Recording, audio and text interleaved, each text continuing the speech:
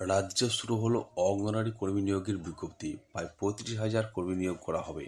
মুখ্যমন্ত্রী ঘোষণার পরে এদিন শুক্রবার বিধানসভায় নারী শিশু কল্যাণ দপ্তরের মন্ত্রী সজি পাজা এমনটাই জানালেন।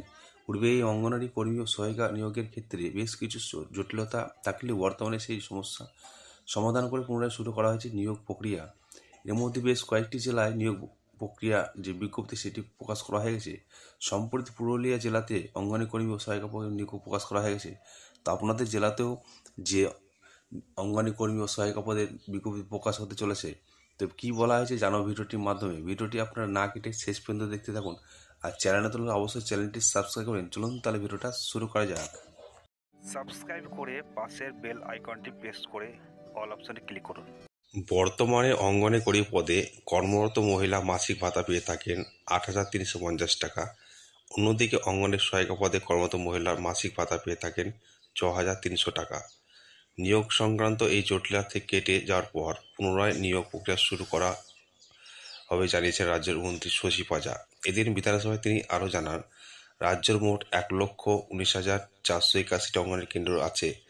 এগুলির মধ্যে বর্তমানে ২১,৪৯২ কর্মী এবং ১৩,৯০৬টি সহায়িকা পদে কর্মী শূন্যপদ রয়েছে। মন্ত্রী ঘোষণার পর জেলাভিত্তিক অফিসিয়াল বিজ্ঞপ্তি প্রকাশ করা হয়েছে।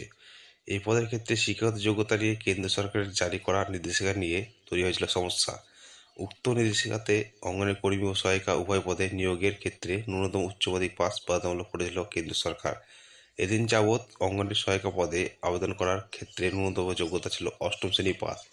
ইতিপূর্বে এই নিয়োগের ক্ষেত্রে বয়সের ঊর্ধ্বসীমা ছিল ৪৫ বছর। কেন্দ্র সরকার এই বয়সসীমা কমিয়ে করেছিল ৩৫ বছর। দুটি ক্ষেত্রেই রাজ্য সরকার নির্দিষ্ট কারণ দেখিয়ে আপত্তি জানিয়েছিল। সম্প্রতি তার জবাবে কেন্দ্র সরকার জানিয়েছে, অষ্টম শ্রেণী পাস যোগ্যতা নিয়ে যারা সহায়িকা পদে নিযুক্ত হয়েছেন ১০ বছর পরে তারা কর্মী পদে উত্তীর্ণ হওয়ার সুযোগ পাবেন। তো আপনারা বুঝতে পারছেন, তো আর কিছুদিন পরেই আপনাদের যে পদে সে নিয়োগ করা হয়ে যাবে। আপনাদের যেদিন বিজ্ঞপ্তি পেশ করা হবে তারপরে আপনাদের নিয়োগ প্রক্রিয়া শুরু হয়ে যাবে। তো ভিডিওটি ভালো লাগলে লাইক শেয়ার কমেন্ট অবশ্যই করবেন। ভালো থাকবেন, সুস্থ থাকবেন। ধন্যবাদ।